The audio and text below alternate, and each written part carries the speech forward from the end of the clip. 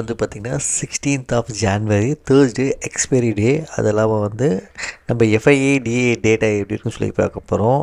FIA வந்து பார்த்திங்கன்னா strong பேரிஷாக தான் வந்து பொசிஷன் வச்சுருக்காங்க. அது கூட வந்து ப்ரோ ட்ரேடரை வந்து ஸ்ட்ராங் பேரிஷாக தான் வந்து இப்போ பொசிஷன் வச்சுருக்காங்க. ஆனால் வந்து அவங்க பொசிஷன் வந்து இண்டெக்ஸில் வந்து பேரிஷ் பொசிஷன் வச்சுருக்காங்க.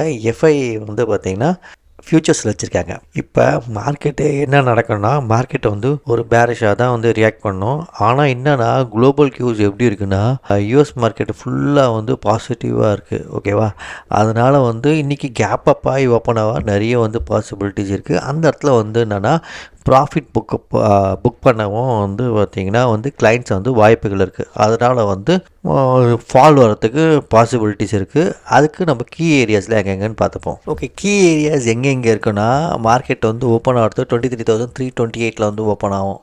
இதில் எப்படின்னா மார்க்கெட்டு ரியாக்ட் பண்ணோன்னா, ஒன்று இங்கேருந்து ஓப்பன் ஆகிட்டு திருப்பி வந்து மேலே போயிட்டு இங்கேருந்து ஃபால் வர நிறைய வந்து பாசிபிலிட்டிஸ் இருக்குது. ஓகேவா?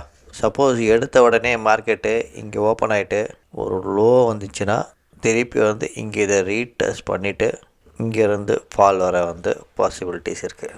ஓகே, எப்படின்னு மார்க்கெட் ரியாக்ட் பண்ணுன்னு சொல்லி பார்ப்போம். Bye bye.